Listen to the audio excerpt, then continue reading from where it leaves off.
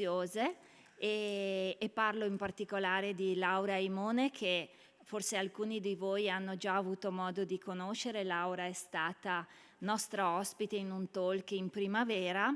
Con lei appunto abbiamo condiviso molte delle sue attività. Laura lavora da più di 15 anni nel mondo dei festival cinematografici, tra l'altro apre da oggi la sua 6ª edizione, giusto Laura, di questo festival Endorfine Rosa Shocking, dove ha raccolto tutta una serie, raccoglie insomma da 6 anni una serie di film dove le protagoniste sono le donne e in particolare le donne e lo sport. Per cui ci sembrava una bella occasione avere qui oggi Laura e poterla ospitare con una delle registe di un film che sarà in rassegna, che ecco, adesso vediamo la protagonista del film che si sta collegando, per cui io lascio la parola a Laura che vi presenta, la regista vi presenta la protagonista del docufilm che è stato creato sulla sua storia di vita da sportiva ma da donna, e niente, vi auguro un buon ascolto. E se ci sono domande, Laura sarà disponibile a rispondervi. La nostra ospite parla inglese, per cui Laura farà contemporaneamente un po' la domanda, un po' la traduttrice, per cui ci aiuterà noi tutti a comprendere bene, insomma, i messaggi che emergeranno. Buon lavoro e buon ascolto.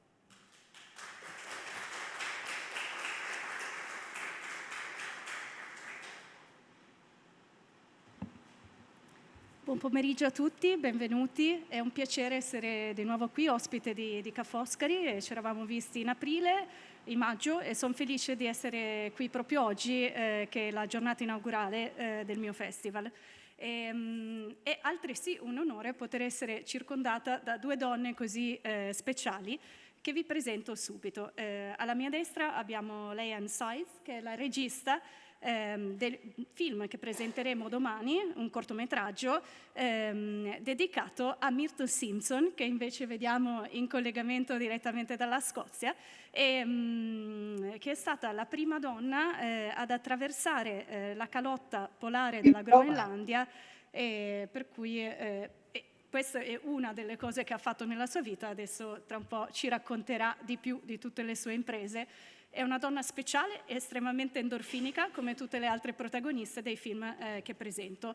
Vi dico una parola sul festival, vi spiego il titolo che ne riassume perfettamente il cuore di questo lavoro. Endorfine, perché i film che seleziono sono estremamente pieni di energia positiva. Quando si fa una cosa piacevole si producono le endorfine, quando si fa sport, ma anche quando si guarda un bel film.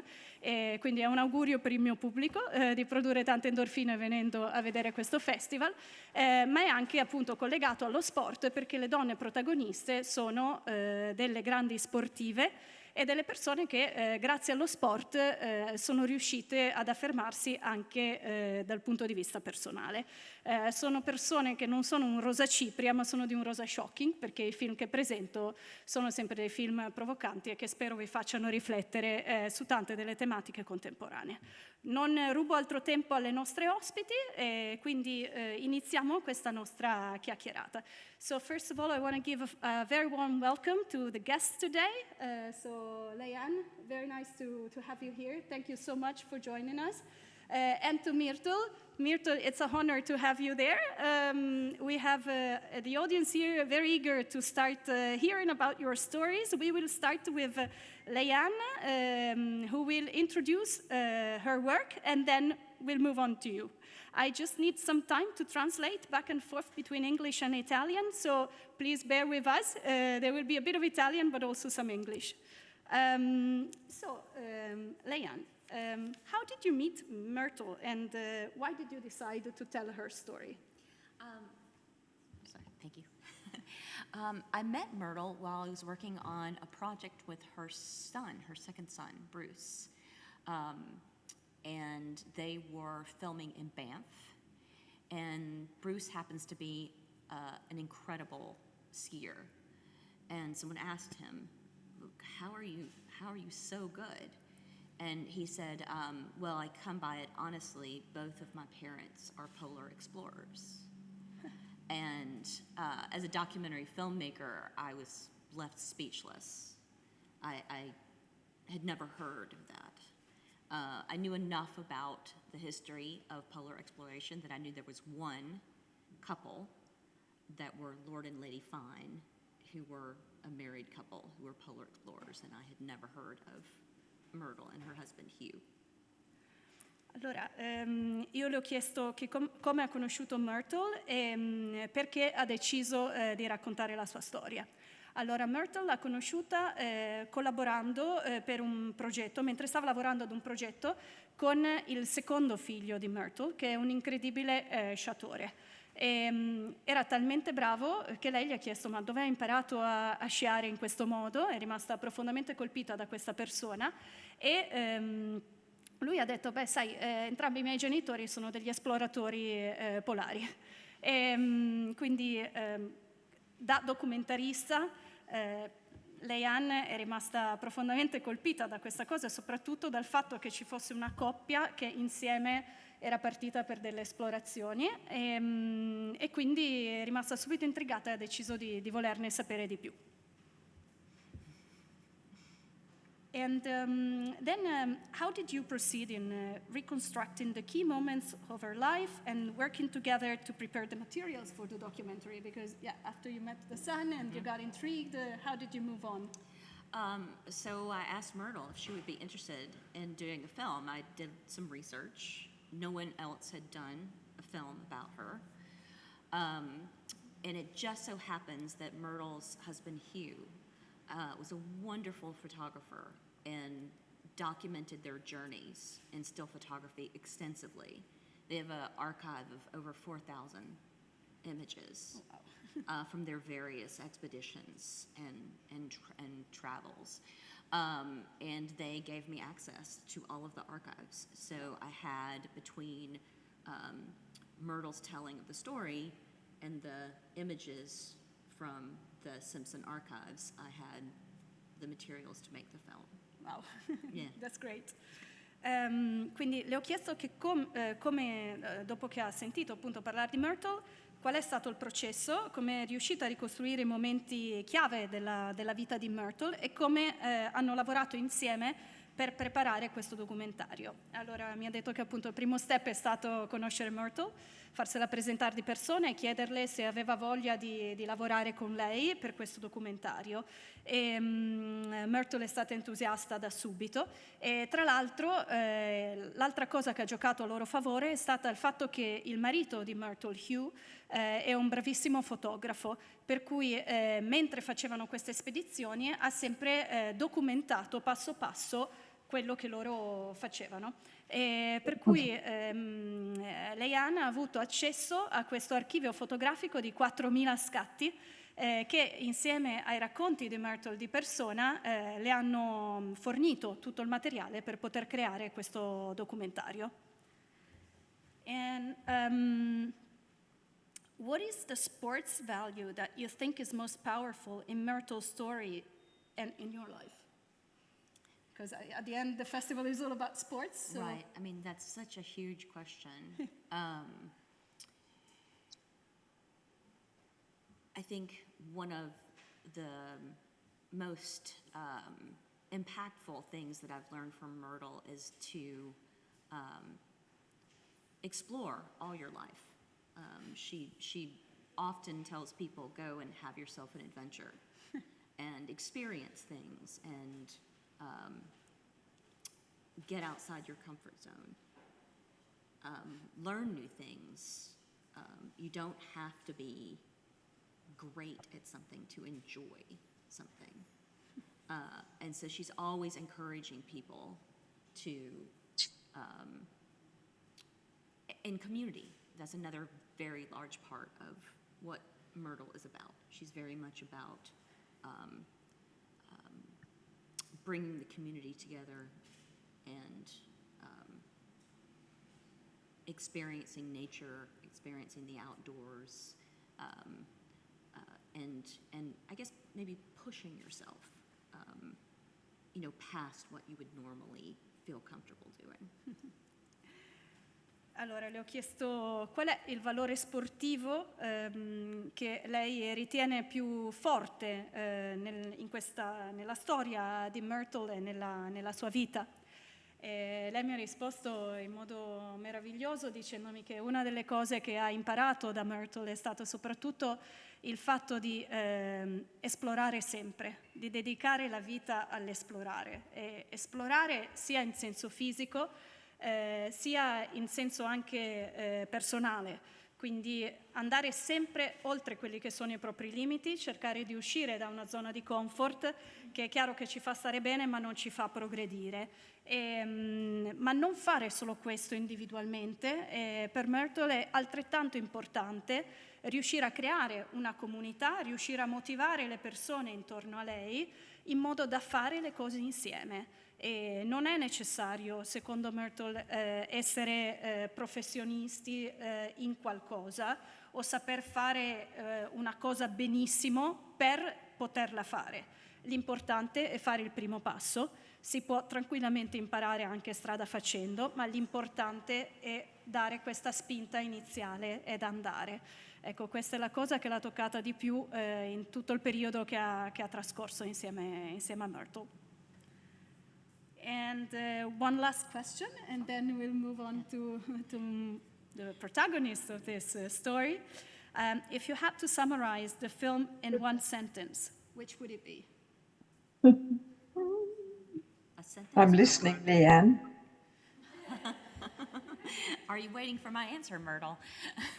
I'm listening with great interest. I would say love. Love. Wow. Yes. Yes. Love of self, love of family, love of community, love of nature. Meraviglioso. Le ho chiesto se dovessi riassumere il film in una frase, quale sarebbe questa frase? E lei addirittura ha fatto ancora meglio perché ce l'ha riassunto in una parola e ha detto amore. Amore per se stessi, per la famiglia, per la comunità e per la natura. Quindi un amore veramente a 360 gradi e un amore globale. Is there anything else you would like to add, or maybe at the end after we talk to Myrtle? I really hope they enjoy meeting Myrtle. She's a very special person. Le ho chiesto se volesse aggiungere qualcosa e mi ha detto che spera che vi godrete questo incontro con Myrtle perché è una persona veramente, veramente speciale. Well, Myrtle, so here we are. We are ready to listen to your stories. And I would like to start, well, first of all, I love the film, and it's really the first one I selected for this edition. There are several sentences that have impressed me while watching the film, and that keep resonating. But one of them is the following, and I would like you to start from this sentence and to comment on it. I've never been happier than in a little tent with my 4 kids in a sleeping bag. You've got a good book, even if it's raining. You've got your whole family there. That's happiness for me.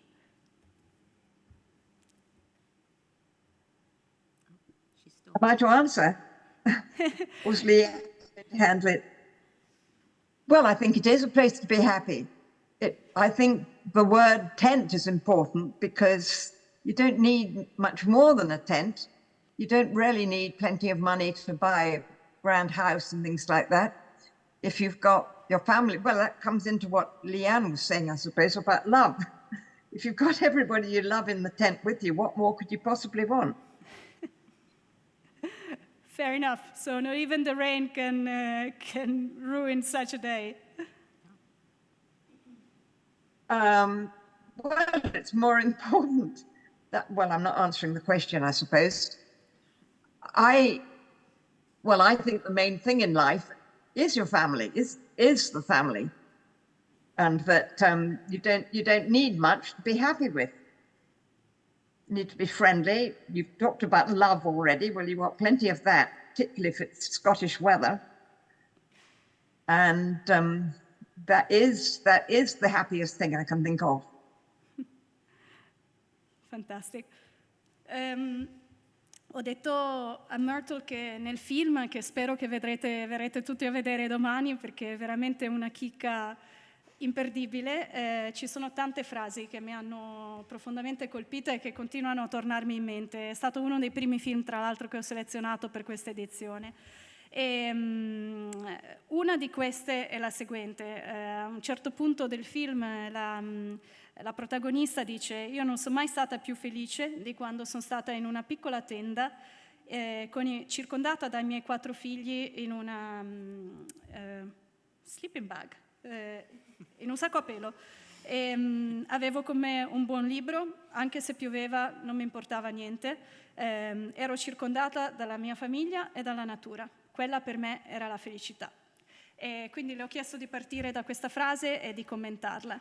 E lei mi ha detto che assolutamente sì, per lei a lei non è mai importato niente di avere una reggia intorno, non le è mai interessato di avere le cose materiali. Per lei le cose più importanti erano una piccola tenda, davvero l'amore della famiglia, l'amore della comunità intorno e poter essere a contatto con la natura, che per lei è sempre stato il simbolo di una grande libertà. E anche se pioveva, assolutamente tutto il resto non contava. Mi fa, tra l'altro, io la mia famiglia l'ho cresciuta in Scozia, dove il tempo è sempre insomma brutto, per cui l'importante è non farsi demoralizzare da tutto il resto quando hai le cose essenziali nella vita. E questo si vede davvero durante il film in tantissime altre scene. Mi ha colpito tantissimo, come, soprattutto pensando ad alcuni genitori italiani, il fatto di essere in mezzo alla natura con dei bambini piccoli lontano 1000 miglia dall'ospedale più vicino. Ecco, per me questo è un grandissimo esempio anche di come crescere delle persone che non hanno paura, che hanno voglia di andare proprio oltre i propri limiti. Myrtle, I was saying, just elaborating a little bit on your sentence, that in Italy a lot of parents are very worried about their children, and they always say, pay attention, and they don't want to go somewhere in the middle of nowhere because there's not access to the closest hospital or something like that. And I was saying that an example like yours, and that just enjoying happiness, having a great moment just surrounded with your family in the middle of nowhere, in the middle of nature, is a great example of how really with the basic things in life you can enjoy and get rid of the fears and of everything that just distracts people from enjoying the most powerful relationships and moments in life. So thank you for the beautiful words that you said. And now I want to move on to another topic of the festival, like being a woman. Did you have to face any specific difficulty being a woman and doing what you did? No, I don't think so. And I saw that question you were going to ask me, and I thought, no, of course there's no problem. I've never considered it a problem being a woman, because I think women can do just as much as what they want than the men, just have different reasons to be part of a group like that. We all had something to contribute. For instance, my hands were much smaller than the guys, so my job was to keep our primus going. And heat is a great problem if you're traveling in the far north. We had it minus 55 was the coldest day we had. And my responsibility was to keep the primus going, because without hot water, everything would freeze in the tent and so on. It'd be very, very difficult to live. We had a long way to go, and we needed our stove and our heating and so on. And the boys could do other things that I couldn't do, but I could do something they couldn't do. And I think if you're going on a journey like that, everybody has to contribute, and everybody has something to offer and is needed. I'm amazed at some of the situations that women get into at this very moment, saying, for instance, oh, we weren't allowed to do this or that. And I remember when I started climbing, at weekends, the boys always had girlfriends with them, and they loved being there, and they loved being in the tent, and they loved cooking the supper, but the last thing they wanted to do was come climbing. And yet now you hear people saying, oh, they weren't allowed to. And I think women have gone over the top a bit with that. Heavens, I'm going to be in everyone's bad books now for saying that. But I think women have had plenty of opportunities to do a lot of the things that people are saying they couldn't. Super. Heavens, I better keep my mouth shut. Leanne can take over from there and solve that. It's quite all right. But no, super. So there's a beautiful, you haven't seen the film yet, but there's a beautiful image in the film where Myrtle is on an ice bridge in the Andes. And they had to assess whether they could cross it. So they tied a rope to Myrtle and sent her out onto the ice bridge to see if it would hold her weight, because she was the lightest in the group. So, so she's used, I mean, and I think the point she's making is that everyone has strengths, and you, in an expedition or a team, you contribute your strength. And Myrtle has defied convention, but she's also, she makes several points. She's also, you know, she was never kept from climbing. She did as she pleased. Bellissimo. Le ho chiesto se abbia dovuto affrontare delle difficoltà specifiche legate al fatto di essere una donna nel corso della sua carriera di esploratrice. E lei mi ha detto, guarda, questa è una domanda che mi viene fatta molto spesso, ma difficoltà, perché difficoltà? Assolutamente no, le difficoltà sono ben altre, non sono legate al genere. Io le difficoltà le ho avute perché quando stavamo facendo questa traversata della Groenlandia, le temperature arrivavano a meno 55, perché eravamo in questa tenda e non avevamo acqua calda e perché dovevamo trovare un modo di non congelare noi stessi. Queste sono difficoltà vere. Essere una donna? No, perché? Ognuno in una spedizione contribuisce, in una spedizione o in una situazione della vita contribuisce con le capacità che ha, e quindi ognuno per quello che appunto può fare indipendentemente dal proprio genere. E ci sono stati dei momenti anche quando ero con i miei figli che i ragazzi aiutavano con la cucina, che le ragazze scalavano, e ognuno può sperimentarsi anche in altre aree che non sono necessariamente legate a quelle che sono le immagini convenzionali. E in aggiunta a questo, la regista ha detto che c'è in effetti una scena meravigliosa e molto significativa nel film, dove in una traversata sulle Ande c'è un ponte fatto di ghiaccio e lei e le due persone che la accompagnano, che sono uomini, si chiedono se il ghiaccio è forte a sufficienza per reggere il loro peso, e per provare questa cosa mandano Myrtle, che era la più leggera, avanti, ovviamente legandola, però è stata lei a provare e vedere se il ponte li avrebbe tenuti su. E quindi questo è un ennesimo esempio di come anche in una spedizione che presenta difficoltà diverse, ognuno con le proprie caratteristiche può contribuire e aiutare al successo del gruppo. Quindi ancora una volta il concetto di comunità che ritorna. And Myrtle, one more thing. What are the main things that sport has taught you during your life? And is it still teaching you something now? Because I know that you're still quite sportive. Well, sport is competitive. Well, sport means competition in my interpretation of the word. And if you're wanting to see what's the other side of the hill, that's not a sport, I would say, at all. I'd never use the word sport. because you're answering a question. And it's really inquisitiveness, I think.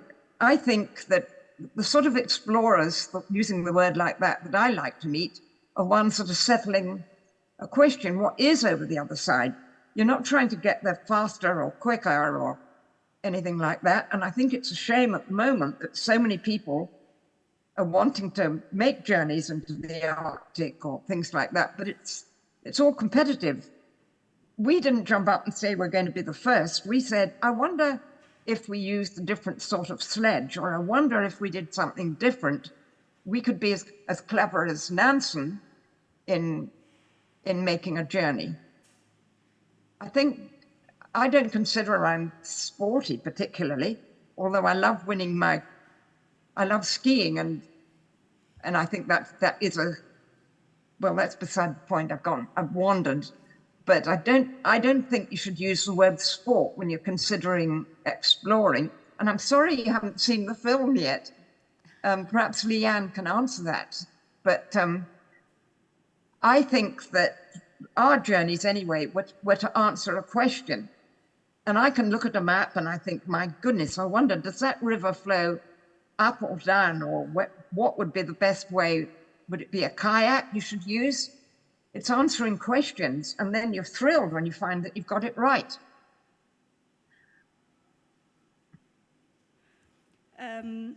Io le ho chiesto quali sono le cose principali che lo sport le ha insegnato durante la sua vita e se le insegnano ancora qualcosa.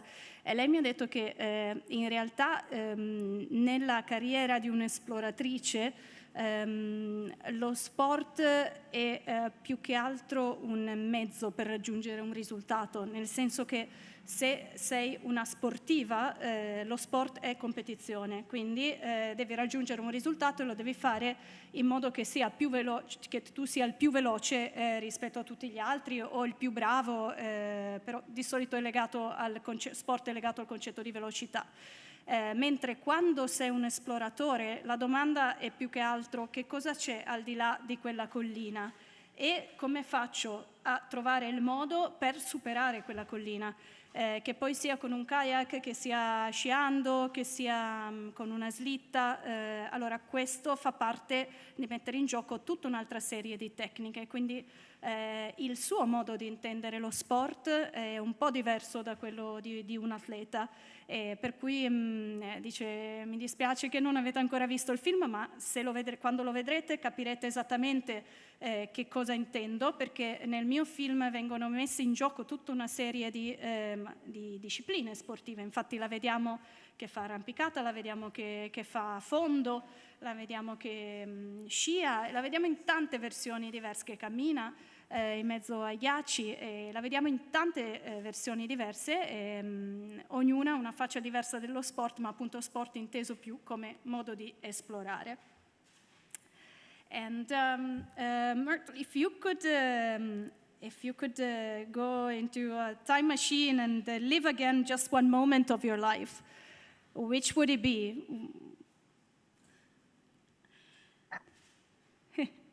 I saw that, I was looking at the picture you had on the screen while we were waiting, and you'll see a mountain there. Well, it's a long story and you won't know it if you haven't seen the film, but we never got to the North Pole because our radio went on fire. We argued for 3 days and nights whether we could. I wanted to push on, but there were 3 of us in this expedition, and the other 2 said, well, my husband, Hugh, particularly said, we've got to go back.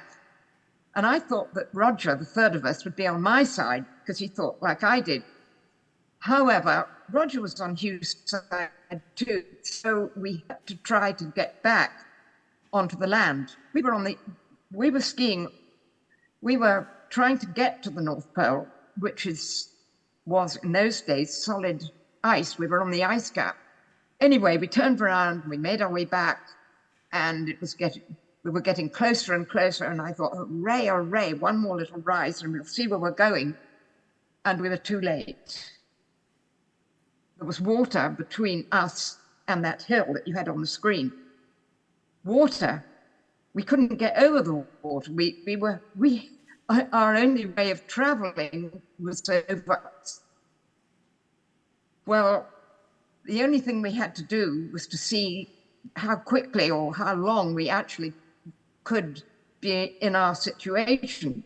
We knew that the ice was still freezing, so we pitched our tent, and the day came when I put the very last of the paraffin into my stove, and I knew that was really our end. If we couldn't get out that day, we'd had it, because we had no means of heat. We took it in turns to go and look to see where the ice floes maybe had floated together. But one person had to stay in the tent. Otherwise, the sleeping bag would freeze, and then we'd all freeze. So we took it in turns, and then the night came when it was my turn. When you're sleeping on ice, you're very aware of what the weather is, because the wind's coming along under the ice, and your head is right down on it, and you can feel the waves and it moving. Anyway, it was my turn to look, and I could feel under my feet that the ice was moving, and suddenly I thought I saw a way that we could go. So I rushed back to the others. We threw everything into our sledge and started off, making our way over the ice floes. And we got there. Right? So that's a minute I think about at times. We got there, so we had the rest of our life to live, which is why I'm sitting here answering your questions. So I think that's the closest that they ever came to perishing, to dying. To dying. Oh, perishing. So that was really their life and death moment. And where exactly was that? So it's just off Ellesmere Island. Okay. So when they were coming back from the North Pole, when their expedition had been ruined and they couldn't navigate to the pole, so they had to turn and come back toward the land. But just at the last bit, it was open water. And their sledge was not a boat. A lot of times now, your sledge is a boat. So you get in and you paddle across. They could not do that. So they wait and hope that the ice would refreeze. Okay. And then they could cross over and get onto the land and survive. So she said, I guess the moment that they got onto land at Ellesmere Island, that's the moment that she would relive, I think. She's saying, it's a good moment. Wow, yes, it's a very intense moment indeed. La domanda che le ho fatto è se potessi entrare in una macchina del tempo e vivere di nuovo uno dei momenti della tua vita, che momento sarebbe?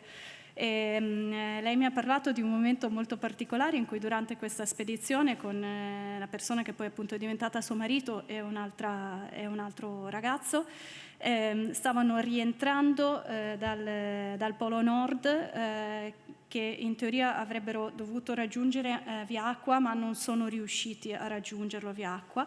Quindi stavano camminando con questa slitta e sono arrivati in un punto specifico dove non si poteva attraversare perché c'era acqua e la loro slitta, mi raccontava la regista che alcune slitte di esploratori possono fungere anche da canoa, ma non quella che avevano loro, e quindi erano bloccati perché non potevano passare questo corso d'acqua.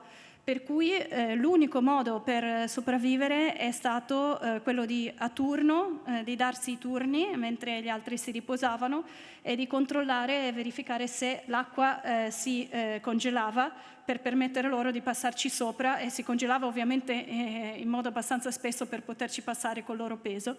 E, ha detto che appunto è arrivato il suo turno. È successo proprio quando lei era di turno che il ghiaccio si formasse, e quindi ha svegliato tutti, hanno cercato di attraversare con questa slitta.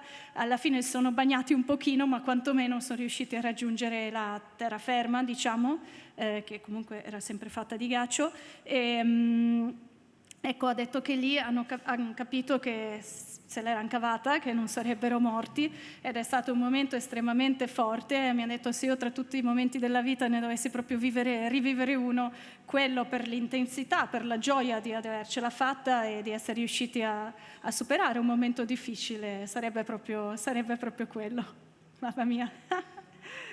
Che belle queste storie. It's amazing. There's such a great energy from these stories that is so palpable. And Myrtle, it's incredible. We would keep chatting with you for the whole afternoon, but I want to leave some space also for questions. So I'm going to ask if there's someone who wants to ask you something, and maybe I can facilitate if they do not speak English.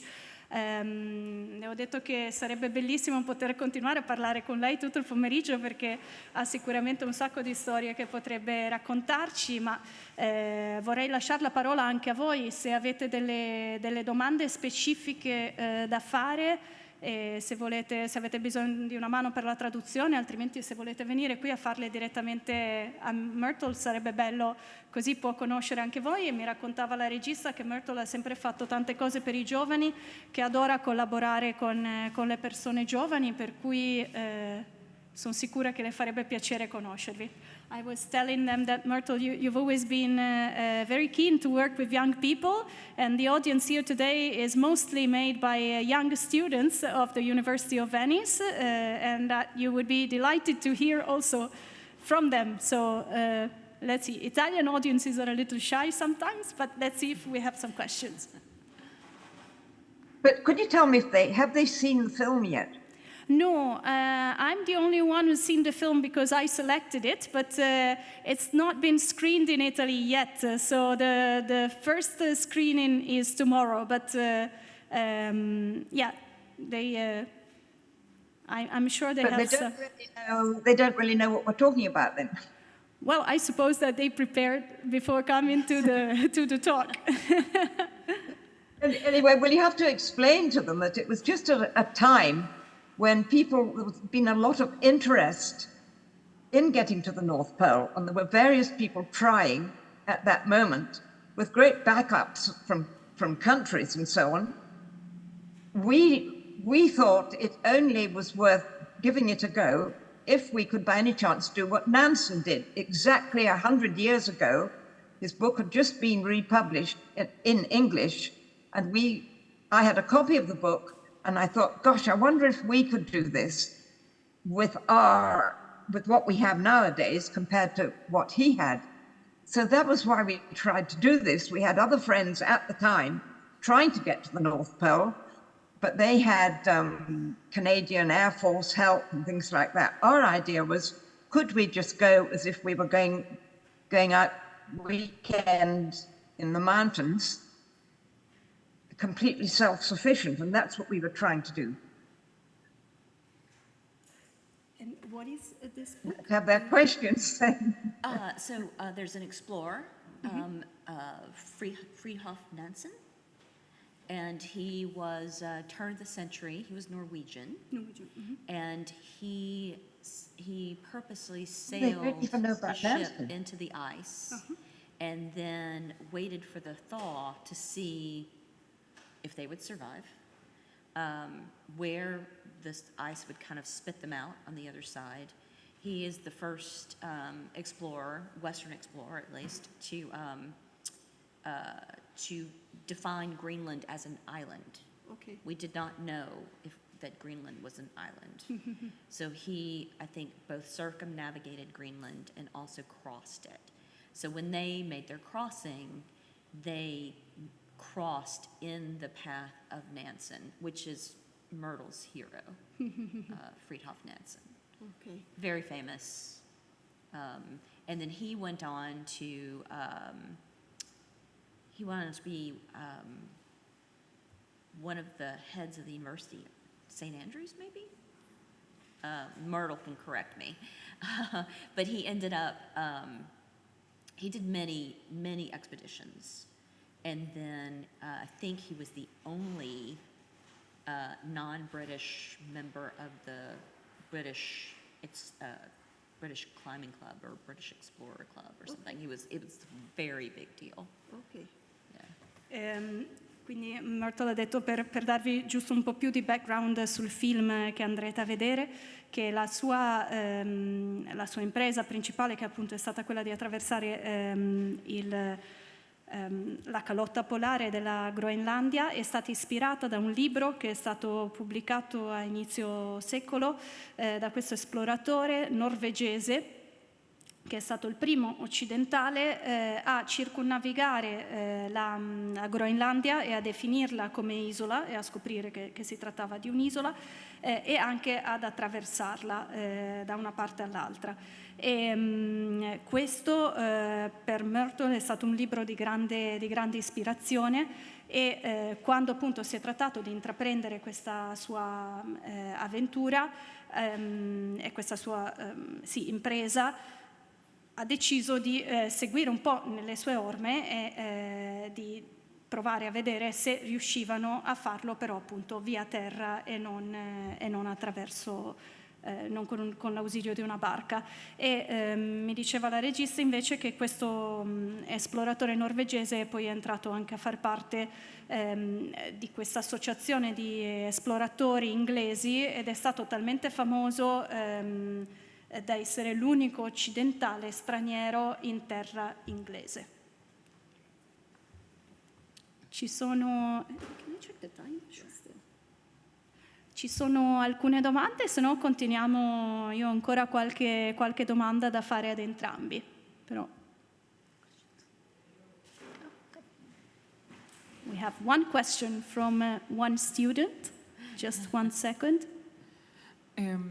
Allora, intanto chiedo scusa in anticipo perché forse è una domanda stupida, però volevo chiedere questo. Secondo lei, in un mondo oramai così conosciuto, così globalizzato, è ancora possibile fare esplorazione? Cioè, secondo me la risposta è sì, però volevo appunto sapere, cioè, ci tenevo a sapere l'opinione, ecco, la vostra opinione. Grazie mille. Grazie mille.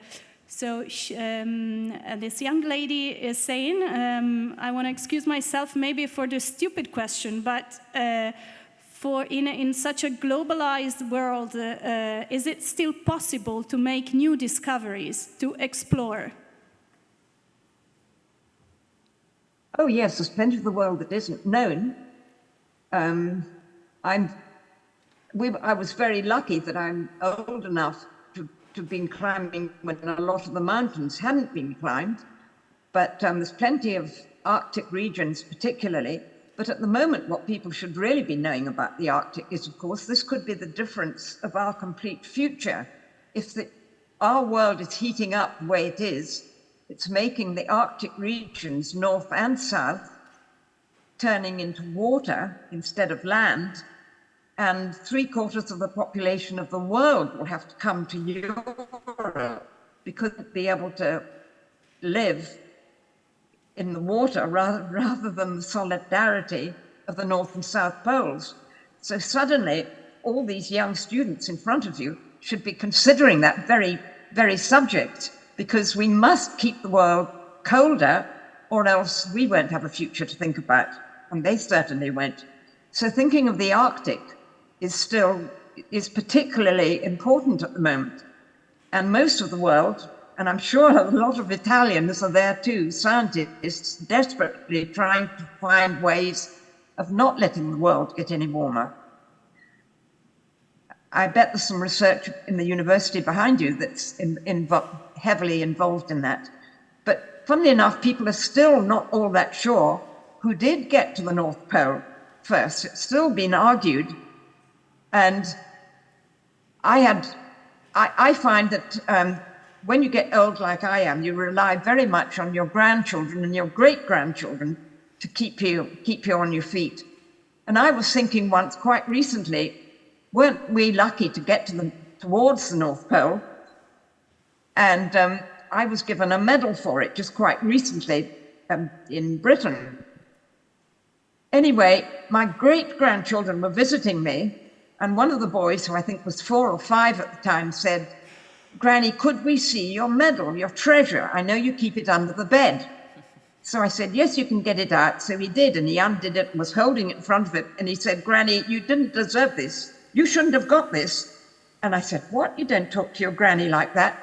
He said, well, don't you know that it was Father Christmas that got there first? Santa.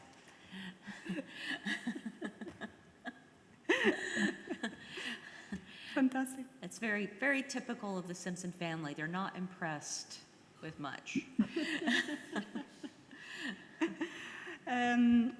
Allora sì, decisamente è ancora possibile anche in un mondo come oggi fare delle scoperte, delle nuove scoperte, soprattutto in spazi come il Polo Nord e il Polo Sud, che sono ancora in evoluzione, diciamo, anche perché non sono fatti completamente di terra, ma con il ghiaccio, con l'acqua, sono posti che sono in continua trasformazione. E infatti continuano ad esserci dei team di ricerca che comunque portano avanti il lavoro sia dal punto di vista accademico sia dal punto di vista pratico. Certo si tratta forse di un modo di esplorare diverso da quello che avevamo quando abbiamo fatto noi queste imprese, ma in ogni caso altrettanto stimolante, forse anche da un altro punto di vista. Mi ha fatto riflettere di recente una domanda che mi ha fatto uno dei miei nipotini, perché io ho vinto una medaglia che mi è stata conferita dalla regina per il contributo che ho dato in Inghilterra per quanto riguarda le esplorazioni polari. E allora il mio nipotino mi chiedeva: ma hai vinto, cioè ti hanno conferito questa medaglia, ma come mai? E allora gli ho spiegato, era molto piccolo, gli ho detto perché ho fatto questa impresa che non è proprio così comune e quindi mi hanno dato un riconoscimento per ringraziarmi per quello che ho scoperto, e il bambino mi ha detto: ma sei proprio sicura che te l'abbiano dato per il tuo merito e che non te l'abbiano dato perché eri nella terra di Babbo Natale ed è stato Babbo Natale? E quindi lei diceva che è molto tipico della famiglia nella famiglia di Myrtle di fare delle grandi imprese ma di non vederle, di non sentirsi dei miti per questo, ma è semplicemente è il loro stile di vita, è parte del loro DNA, è quello che li caratterizza e quindi viene quasi proprio spontaneo per loro poter fare queste cose. Wonderful. Maybe I still have one question for you and one for Myrtle, unless there are other questions from the audience. Oh, yeah, we have another question from the audience. Fantastic. Hi, it's an honor for me to be here and listening. I just wanted to say that I'm really thrilled about exploring the world. I had some opportunities when I was younger, but now with all the deadlines and responsibilities, to me, actually, probably for all of us that we are facing these times, we are kind of losing the chances of losing ourselves in the beauty of exploring. So losing, in months of time, or that kind of stuff. And actually, I also recently read the book Endurance of Shackleton Experience to the South Pole by Afro Lansing, which I found very, very thrilling to me as well. I've actually heard about the possibility of exploring the nearby zones of Antarctica, like departing from Ushuaia in Argentina. So what could be a good trip opportunity in those places? Is there a chance to leave from that places, or is not? It's still very touristic. Yeah, Thank you. Puoi tradurla anche in italiano?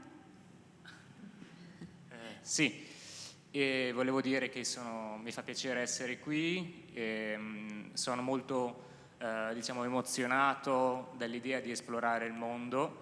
Ho avuto diverse opportunità quando sono stato più giovane, ma ora con tutte le scadenze e tutte le responsabilità come studente universitario, non solo che io, ma penso come la collettività dei miei coetanei stiamo vivendo, penso che stiamo un po' perdendo la possibilità di viaggiare davvero e di lasciarci andare in un certo senso, non perderci ma lasciarci andare.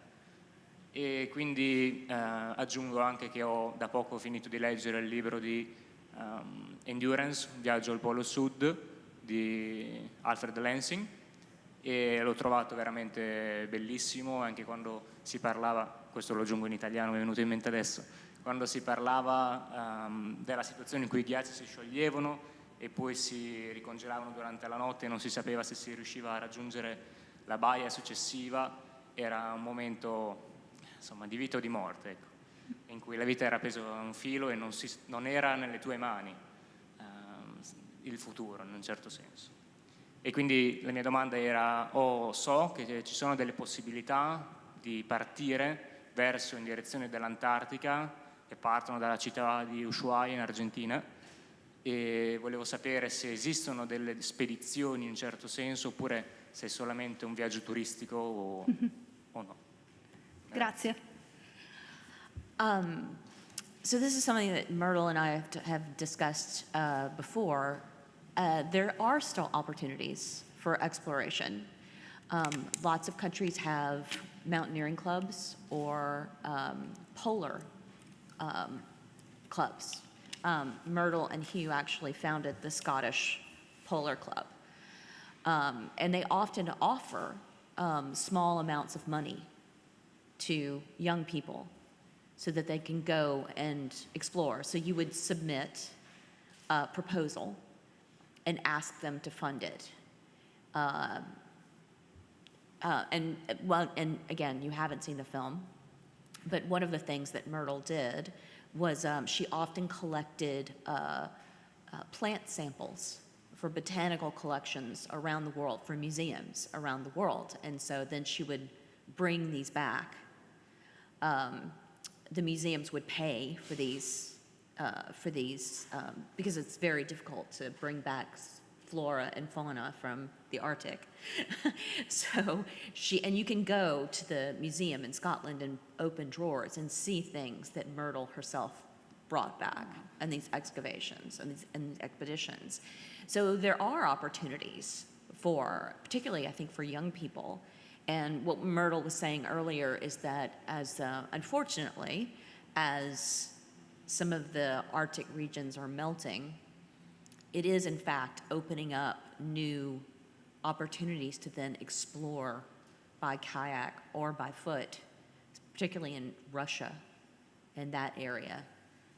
So yeah, I think there are opportunities to do that.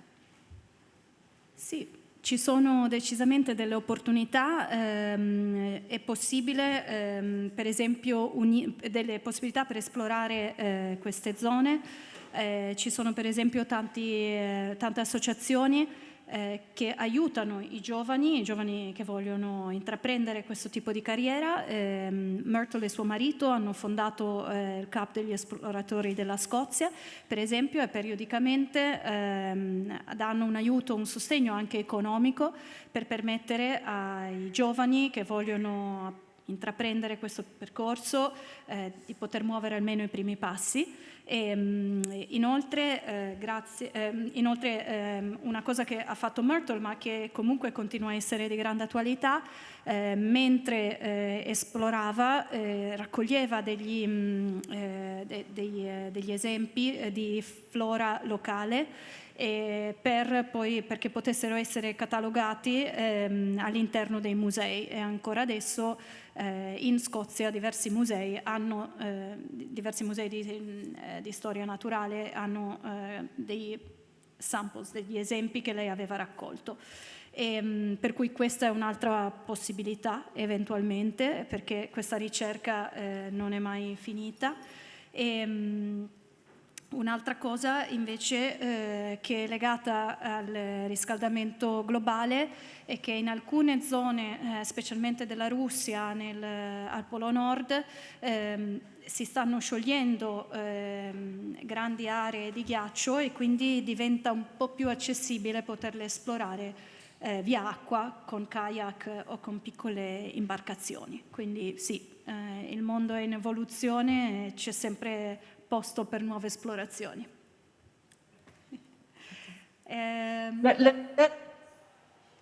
Can we give him some advice? Absolutely. Absolutely, that would be great. Well, if he wants to be an explorer, if you've got somebody in the audience that wants to be an explorer, tell him he'd better start quickly, because you've got the mountains in Italy that he could learn and get himself accustomed to traveling in the winter with his skis and so on. You can't just turn out. You have to know what the dangers are. You've got to know how to read a map. Can he do that? Does he go away and spend his weekends climbing or canoeing or something like that? It's all available for you to learn, and it won't cost you any money. You can just go out and do it. Stop reading the books about explorers and go out and explore the hills at the back of his house. I'm pretty sure that there's nowhere in Italy where you cannot reach a mountain pretty quickly. But he should be out there practicing if that's what he really wants to do. Otherwise, he'll be calling in the mountain rescue and so on, and he won't be very popular. I was reading just quite recently about a young Scot at 17 who went to the north of Canada and said to himself, I wonder where this river goes. And found out by asking around, nobody really knew. So his name is now renowned in the world, because he discovered the 3 rivers in Canada that flow north. And so he's a world-known explorer. Well, your boy could be that if he asked the questions and tried to find the solutions before he left home. This young fellow looks intrepid. I have confidence.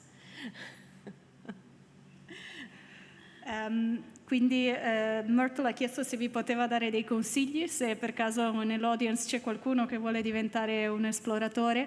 Ha detto il consiglio più grande che vi do è quello di smetterla di leggere i libri e di iniziare a fare le cose. E lei è convinta che in Italia, in qualsiasi punto tu ti trovi, riesci a raggiungere una montagna piuttosto velocemente, o un corso d'acqua, e quindi andate, scalate, scoprite, fate kayak, fate qualcosa, datevi da fare, perché quello che si legge nei libri è bello, sicuramente aiuta, ma poi è solo l'esperienza che vi può aiutare, quindi se davvero avete quello in mente iniziate a mettervi alla prova.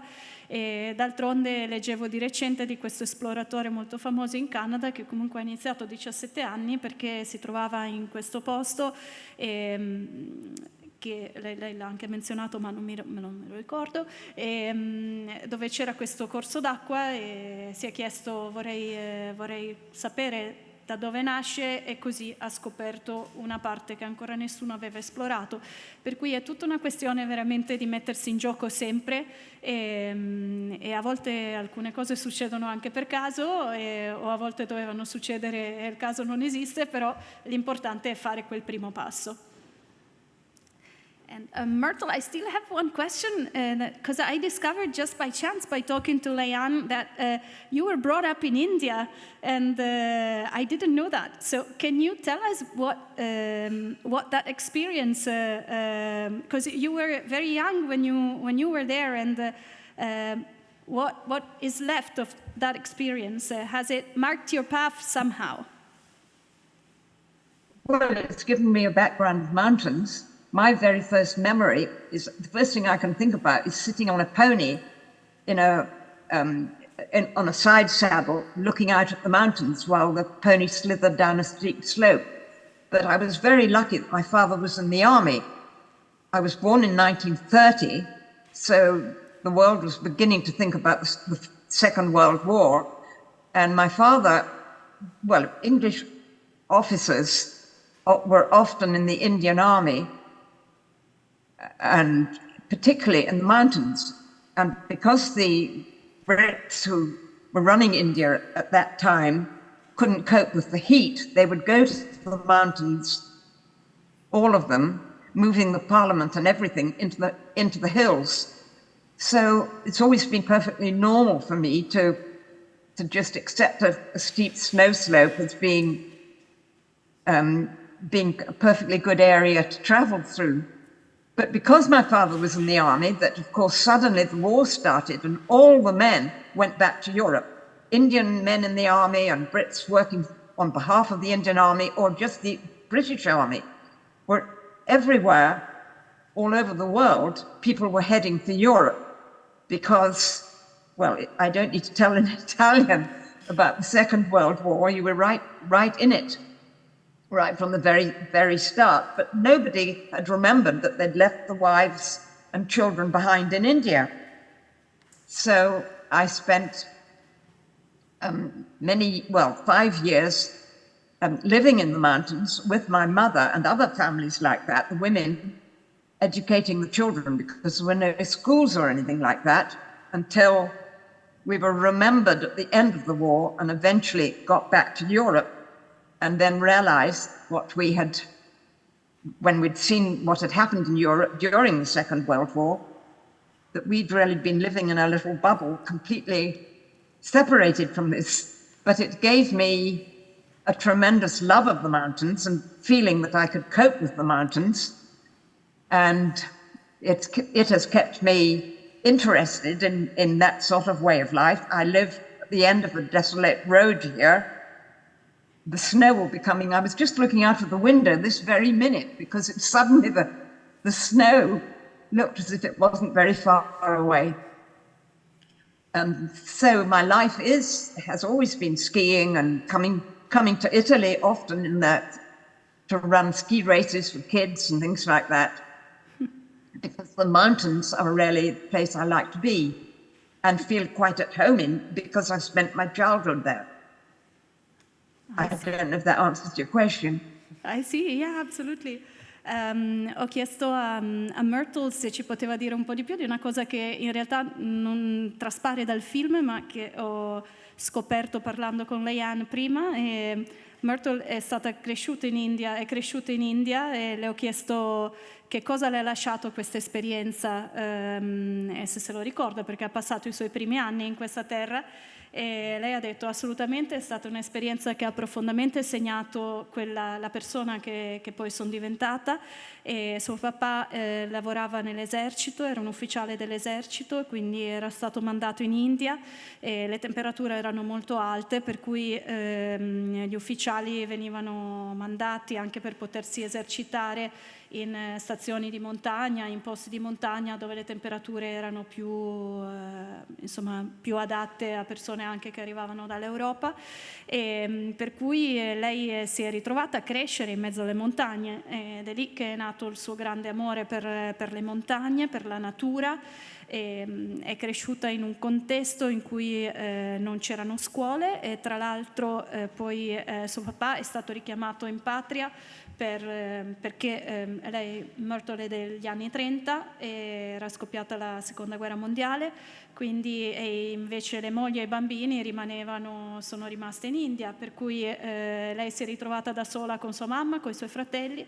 E la mamma faceva homeschooling, quindi insegnava ai bambini perché non potevano andare a scuola, e per cui ha questi ricordi incredibili di un'infanzia dove lei era circondata dalla neve, dalle montagne, e questo l'ha profondamente segnata quando poi è rientrata alla fine della seconda guerra mondiale in Europa.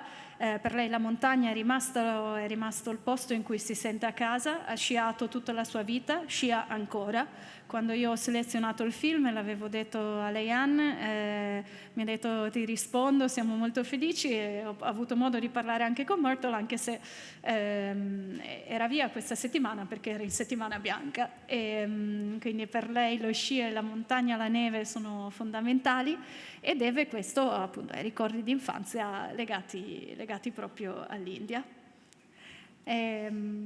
I think that time is running up. Yes, I'd like to just finish this meeting with one more of your amazing sentences, and I don't know if you want to comment on it or not, but I loved it because it felt very close to my heart. At one point of the film, you said, "I wanted to climb the mountains. I didn't want to settle down in the suburbs. A lot of people change their priorities as they get older, but mine haven't. Io vorrei concludere con una frase, un'altra delle frasi bellissime che sono rimaste nel mio cuore, mi hanno profondamente toccata del film. A un certo punto Myrtle dice: io volevo semplicemente scalare le montagne, non volevo fermarmi, non volevo fare radici in un posto in periferia di una qualsiasi città. Un sacco di persone quando crescono cambiano le loro priorità, ma le mie non sono mai cambiate. I don't know if you want to add anything to that, but to me it's a great way, it's a great sentence because it really resonates with me. I think that a lot of times expectations from society are forcing us into a bit of a cage, and at one point you just have to get a house, you just have to get married, have kids. I find that still today in our society, and the fact that you had such clear ideas, like you wanted to climb mountains, you didn't want to settle down in the suburbs, and that's been your leitmotif throughout your life. And then eventually you also have a family and you had kids, and you managed to combine it all, but your own way. And I think that that's just such a great wish that we can extend to the audience. Everyone can. I think the key is to find the way you want to live your life and to just go for it. No matter if it's in line or not with society expectations, with your family's expectations, with anything. You found your way, and I think that's what gives you the energy that you're still giving us when talking to us, and it's still palpable all around you. And I think it's because you lived your life the way you want it.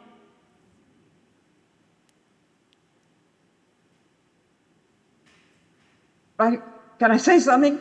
I noticed that you said at the very beginning of this how people nowadays, they didn't like to take their children when they, everybody was too civilized. And I think that's absolutely right. That has what's happened, and that's why the world is heading for problems now, because people aren't self-sufficient. So many kids and so many children have no idea how to look after themselves if they were to suddenly be in the mountains. But that's not true now. I think within the last 3 or 4 years, people have suddenly, the world over, particularly in Europe, I think all of us are thinking that there are better ways of living than in cities, and rationing their lives as to what they can afford another, not getting out into the countryside. But suddenly it has become far more popular, and I see people on bikes with little kids sitting in the front and the back and in trailers behind, things you never really saw till very recently. But now there's been a great surge to get the children, get kids, get them out into the countryside, do things like that. And people realize that there's a tremendous holiday to be had, for instance, in going to Italy from the UK, rather than and climbing the mountains, rather than some bit of beach with a swarm of people. I think the great outdoors has become more relevant to people's lives within Europe.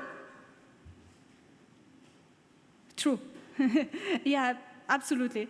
Le ho detto che volevo concludere questo incontro appunto con questa frase che vi ho tradotto prima, perché io riscontro ancora spesso quando qualcuno cresce, le aspettative della società, della famiglia, spesso si cerca di conformarsi piuttosto che di ascoltarsi e di capire quali sono veramente le cose che ti interessano e di cercare di andare in quella direzione per realizzare i tuoi sogni. Io le ho detto che secondo me l'energia grande che traspare dalle sue parole e da questa conversazione è proprio il fatto che lei è riuscita a vivere la vita che voleva, che non vuol dire necessariamente fare delle cose totalmente diverse. Lei si è sposata, ha avuto dei figli, ma l'ha fatto a modo suo, l'ha fatto stando a contatto con la natura, l'ha fatto seguendo le proprie regole, e che questo secondo me poteva essere l'augurio più bello per il nostro pubblico, che ognuno possa vivere la vita a suo modo, ma soprattutto seguendo quelle che sono le proprie passioni. Lei ha detto di sì, che concorda assolutamente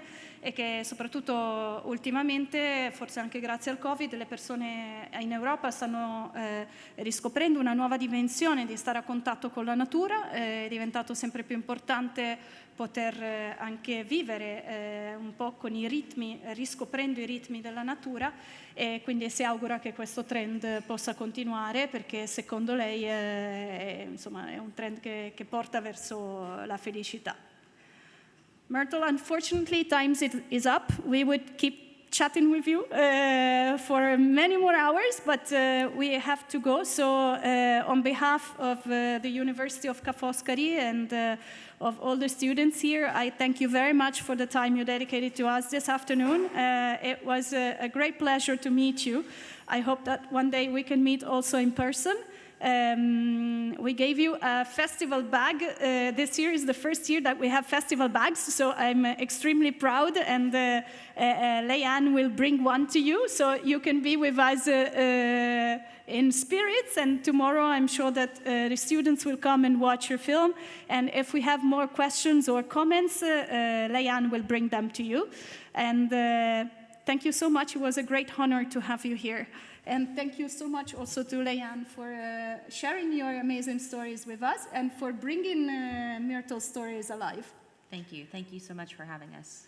E io ringrazio Laura Aimone per la disponibilità a condividere con noi, insomma, questo momento, le sue ospiti, e per aver condotto così con passione questo incontro. Mi raccomando, cerchiamo di andare a vedere alcuni dei film che ha selezionato, perché sono certa che emergeranno dei bellissimi messaggi. Grazie Laura. Grazie a voi e grazie al pubblico.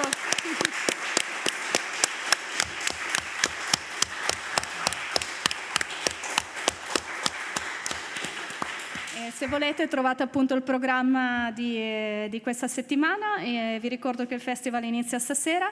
Ci sono in abbinato un cortometraggio e un lungometraggio che vengono proiettati alle 5:30, e c'è una seconda proiezione degli stessi film alle 8 alla Casa del Cinema Sun Style. L'accesso è gratuito, non c'è bisogno di tesserina associativa come nel resto dell'anno. Gli sport sono indicati appunto di fianco ad ogni film. Io spero che alcune delle endorfine che ho cercato di portarvi con questi film vi contagino, e vi aspetto tutti in sala. Grazie ancora, grazie Arianna. Grazie a te Laura.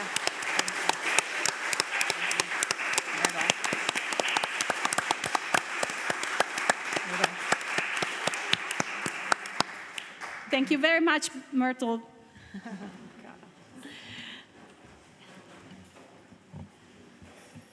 That was brilliant. I want to meet her in person one day.